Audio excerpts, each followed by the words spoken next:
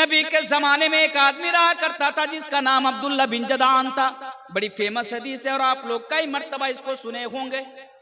عبداللہ بن جدعان وہ اللہ کو ماننے والا نہ تھا, رسولوں کو ماننے والا نہ تھا, یعنی اس نے ایمان نہ لایا تھا, لیکن آدمی بڑا اچھا آدمی تھا.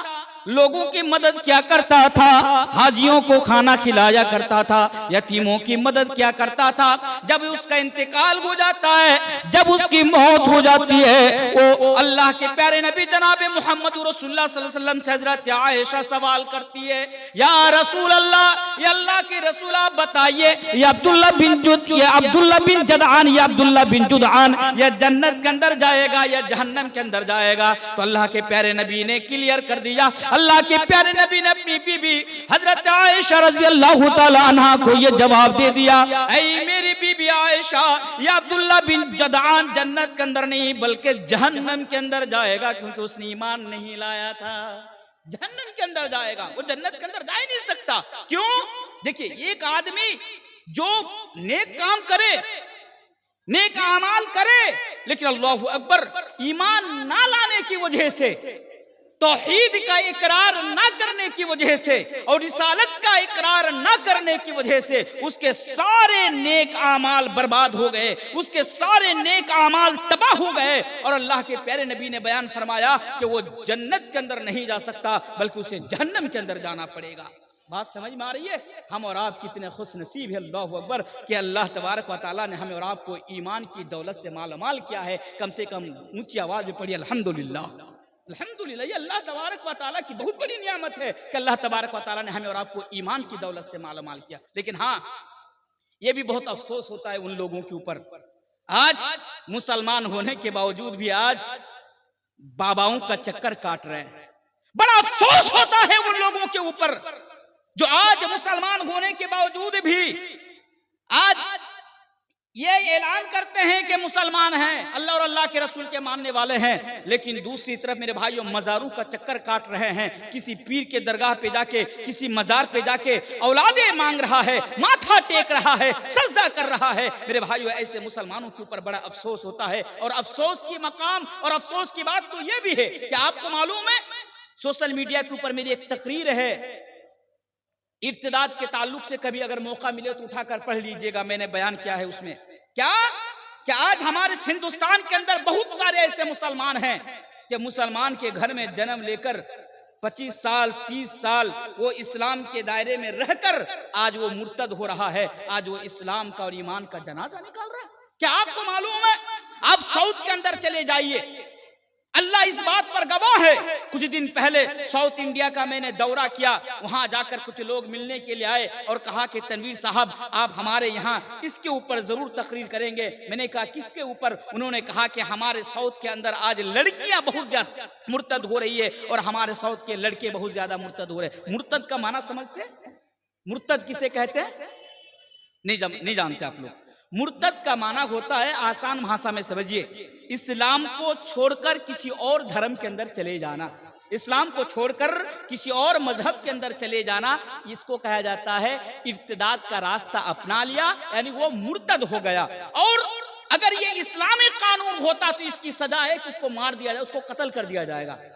یہ اسلامی سزا ہے مرتد. لیکن بہر کیف میں آپ سے یہ بتانا چاہتا ہوں کہ میرے بھائیوں, اگر جنت کے اندر جانا چاہتے ہیں تو ایمان لانا پڑے گا اور اپنی زندگی کی آخری سانس تک ایمان کے اوپر ثابت قدم رہنا پڑے گا. اللہ اکبر. کیوں؟ آئیے ایک دو آیت میں آپ کے سامنے رکھ دیتا ہوں. اے میری ماؤں اور بہنوں آپ بھی سنو, میرے سامنے بیٹھے ہوئے نوجوانوں آپ بھی سنو.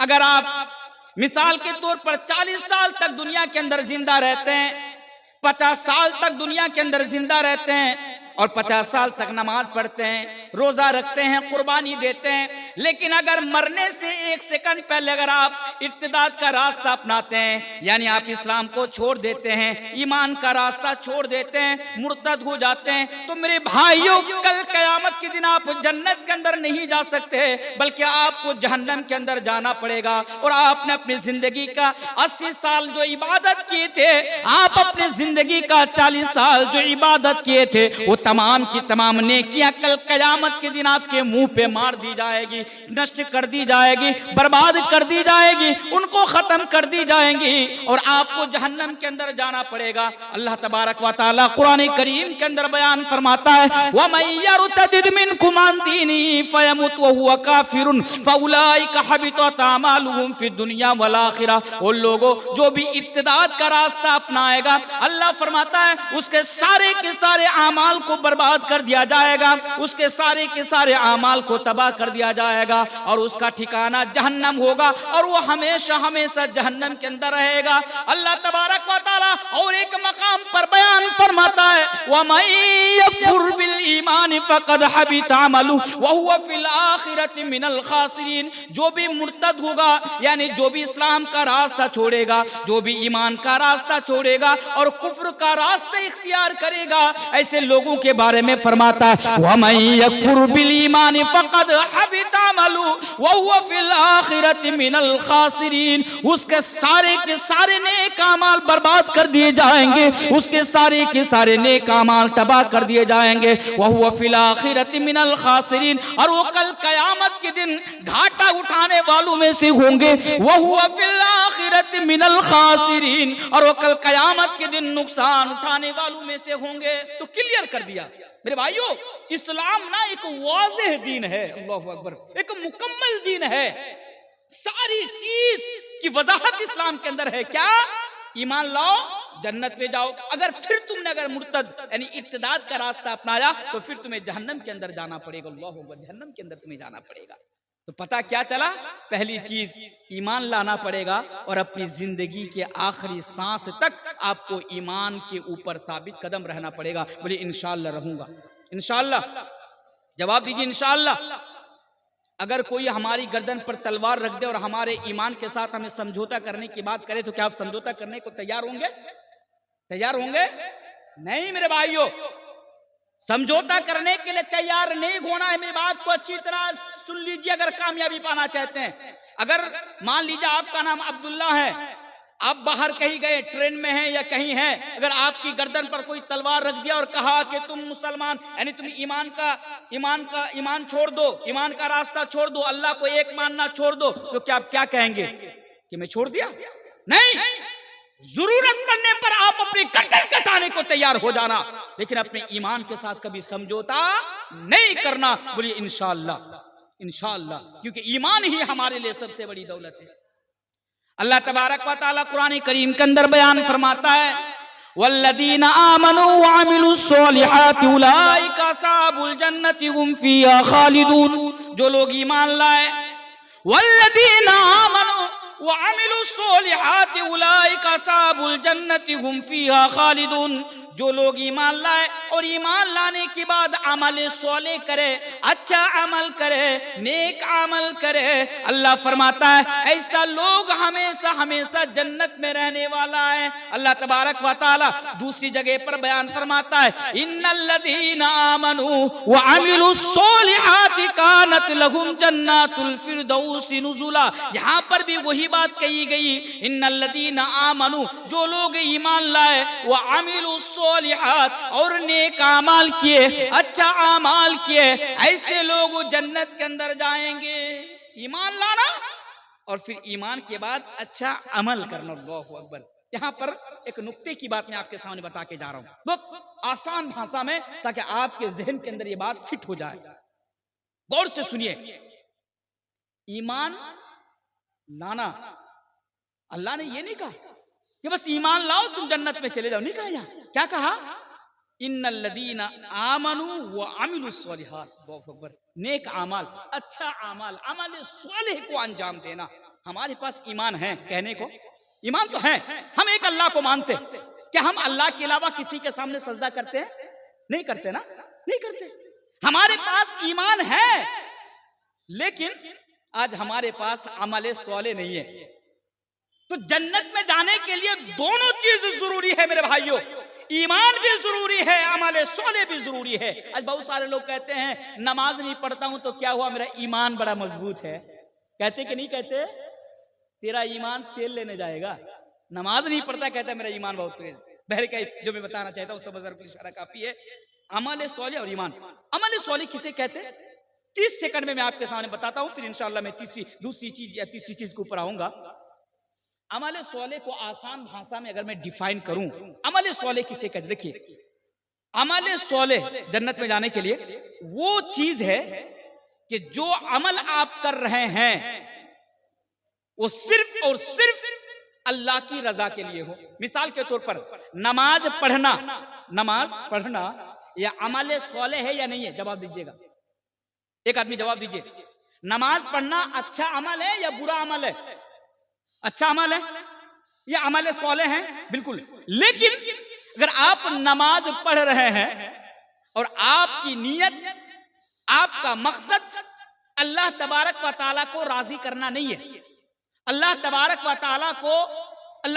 व तआला की खुशनुदी हासिल करना नहीं है, तो अब बताइए वो आपकी नमाज अमल सौले में शुमार होगा?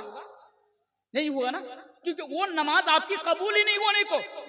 जिस नमाज में आपकी नीयत और आपका मकसद ये ना हो कि मैं नमाज के जरिए में अल्लाह को राजी करना चाहता हूँ या अल्लाह की खुशनुदी हासिल करना चाहता हूँ, अगर ये नीयत ना हो, अगर खुलूसियत ना हो, अगर इखलास ना हो, तो मेरे भाई वो नमाज आपकी कबूल ही नहीं होगी, वो रियाकारी में शुमार होगा। रियाकारी समझते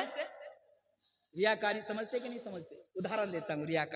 ये रियाकारी ना बड़ी खतरनाक चीज है, और आज हमारे अंदर, अल्लाह माफ करे अगर मैं गलत बोल रहा हूं, ये रियाकारी की बीमारी ना चाहे मौलवी हो या अवाम हो, सबके अंदर कूट कर आज रियाकारी भरी हुई है। कूट कर रियाकारी, कदम कदम पर आज हम रिया कर रहे हैं। हमें ये मालूम ही नहीं है कि रियाकारी किसे कहते हैं, हमें ये मालूम ही नहीं है कि रियाकारी का कितना भयानक अंजाम हो सकता है, लेकिन आज हम सबके अंदर ये रियाकारी कूट कर भरी हुई है। और यही वजह है कि रियाकारी की वजह से आज हमारे नेक आमाल या आज हमारी नेकियां तबाह हो रही है, आज हमारी नेकियां बर्बाद हो रही है। रियाकारी, इसके ऊपर एक हदीस बता दूं आपके सामने। एक हदीस है, अल्लाह के प्यारे नबी जनाब मोहम्मद रसूलुल्लाह सल्लल्लाहु अलैहि वसल्लम बयान फरमाते हैं, इन्ना अखवफ मा अखाफु अलैकुम अश्शिरकुल असगर। नबी बयान फरमाते हैं कि मैं तुम लोगों को लेकर सबसे ज्यादा जिस चीज से डरता हूं वो शिर्क असगर यानी छोटा शिर्क है। और लोगों जरा गौर करो, ईमान यानी जन्नत में जाने के लिए ईमान लाना जरूरी है और साथ ही साथ अमल सौले करना भी जरूरी है। अब इसको सामने रखिए और इस हदीस को सुनिए। अल्लाह के नबी बयान फरमाते हैं, ऐ खरबोना के लोगों, ऐ खरबोना के औरतों सुनो, इन्ना ख़ौफ़ मा अख़ाफ़ु अलैकुम अश्शिरकुल असग़र। तुम लोगों को लेकर मैं सबसे ज्यादा जिस चीज से डरता हूँ, जिस चीज से खौफ खाता हूँ, वो छोटा शिर्क है, शिर्क असगर है। पूछा गया, अल्लाह के रसूल ये शिर्क असगर क्या है? ये रिया यानी ये शिर्क असगर यानी छोटा शिर्क ये क्या है? तो अल्लाह के प्यारे हबीब जनाब मोहम्मद रसूलुल्लाह सल्लल्लाहु अलैहि वसल्लम ने बयान फरमाया, और रिया ये रियाकारी है। रियाकारी किसे कहते हैं? अब मैं आपको मिसाल देकर समझाता हूं। रियाकारी है, आपके समाज के अंदर या मोहल्ले के अंदर कितने ऐसे नौजवान को आप देखे होंगे या कितने ऐसे लोगों को आप जानते होंगे कि जब वो घर में रहता है एक वक्त की नमाज भी वो अदा नहीं करता। घर में रहता एक वक्त की नमाज भी वो अदा नहीं करता है, नहीं पढ़ता है, लेकिन बेटा जब ससुराल में जाता है तो 5 वक्त की नमाज मस्जिद में जाकर अदा करता है। बात नहीं समझे? घर में है, मस्जिद में अजान हो रही है, लेकिन उसे तौफीक नहीं होती कि मस्जिद में आकर वो 2 रकात नमाज पढ़ ले। लेकिन जब ससुराल में जाता है तो 5 वक्त की नमाज वो ससुराल में जाकर पढ़ता है। एक दोस्त ने उससे पूछा कि अरे भाई तू बता, जब तू घर में रहता है तो नमाज पढ़ने के लिए नहीं जाता है, जब तू ससुराल को जाता है तो नमाज पढ़ने के लिए तू मस्जिद में जाता है, आखिर बात क्या है, आखिर माजरा क्या है? तो उसकी तरफ से जवाब आता है कि सुन, अगर ससुराल में जाकर नमाज नहीं पढ़ूंगा तो सास ससुर वाले क्या समझेंगे? हमारे समाज में बूढ़े आदमी का भी यही हाल है। उसकी दाढ़ी पक गई, उसका बाल पक गया, लेकिन अल्लाह ने उसे तौफीक नहीं दी कि वो मस्जिद में आकर सजदा करे। 80 साल उम्र है, 90 साल उम्र है, डंडा लेकर और लाठी के सहारे वो चलता है, लेकिन वो नमाज पढ़ने को नहीं आता। लेकिन बेटी की शादी हुई या बेटा की शादी हुई, निकाह हुआ, बेटा के ससुराल की तरफ से या बेटी के ससुराल की तरफ से बेटी का ससुर आया। आप लोग अपनी भाषा में क्या कहते हैं? बिहाई। बिहाई ने क्या बोलते? बिहाई बोलते। देखिए بیٹی کا سسر یعنی بیاہ گھر میں آیا وہی 80 سال کا بڈھا جو آج تک مسجد میں نماز پڑھنے کو نہیں گیا، لیکن جب بیاہ گھر میں آیا تو کندھے پہ گمچھا لٹکا کے ساتھ میں نماز پڑھنے کو لے کے آیا، ساتھ میں نماز پڑھنے کو لے کے آیا۔ یہ ریاکاری ہے بھائی، یہی ریاکاری ہے، اور یہ ریاکاری بڑی خطرناک چیز ہے، اور یہ ریاکاری بہت خطرناک جرم ہے۔ میرے بھائیوں، میں زیادہ اس کے اوپر نہیں آؤں گا کیونکہ وقت بڑی تیزی کے ساتھ گزر رہا ہے، پتہ بھی نہیں چل رہا ہے کہ کب 11:30 بج چکا ہے۔ بہر کیف جو میں بتانا چاہتا ہوں کہ آپ کو جنت اگر آپ جانا چاہتے ہیں تو آپ کو ایمان لانا پڑے گا، اور اس کے ساتھ ساتھ آپ کو عمل صالح بھی کرنا پڑے گا، عمل صالح بھی کرنا پڑے گا۔ تو ایک چیز ہے کہ عمل کے اندر اخلاص کا ہونا، اللہ تبارک و تعالیٰ کی خوشنودی حاصل کرنے کا مقصد ہونا، اور دوسری چیز کیا ہے کہ آپ جو عمل کر رہے ہیں، مثال کے طور پر نماز، بہت غور سے سنیے، مثال کے طور پر نماز پڑھ رہے ہیں، میں نے پہلے پوچھا نماز پڑھنا اچھا کام ہے یا برا کام ہے؟ اچھا کام ہے نا، اچھا عمل ہے، لیکن آپ نماز اپنے من کے حساب سے ادا کرتے ہیں، آپ کا مقصد بھی ہے کہ میں نماز کے ذریعے سے میں اللہ کی خوشنودی حاصل کرنا چاہتا ہوں، نماز کے ذریعے سے میں اللہ کو راضی کرنا چاہتا ہوں۔ اب آپ مسجد میں نماز پڑھنے کو آ گئے، لیکن آپ اپنے من کے حساب سے نماز پڑھ رہے ہیں، جہاں پر 2 سجدہ کرنے کی بات ہے آپ وہاں پر 3 سجدہ کر رہے ہیں، جہاں پر یعنی رکوع کرنے کی بات ہے وہاں پر آپ سجدہ کر رہے ہو، جہاں سجدہ کرنے کی بات ہے وہاں پر آپ رکوع، یعنی اپنے من کے حساب سے آپ نماز پڑھ رہے ہیں۔ اب بتائیے کیا وہ نماز قبول ہوگی؟ تو نہیں ہوگی۔ تو کیا پتا چلا؟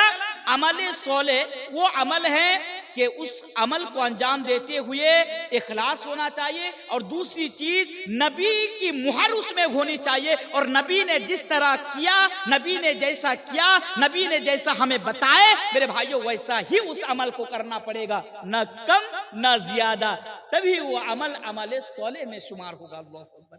اب بات کلیئر ہو گئی، بات واضح ہو گئی۔ تو آئیے، کیا پہلی چیز میں نے یہ بتایا کہ جنت میں جانے کے لیے ایمان کا ہونا ضروری ہے، اور جنت میں جانے کے لیے اس کے ساتھ ساتھ عمل صالح کا بھی ہونا ضروری ہے۔ اب آئیے دوسری چیز پر آ جائیے۔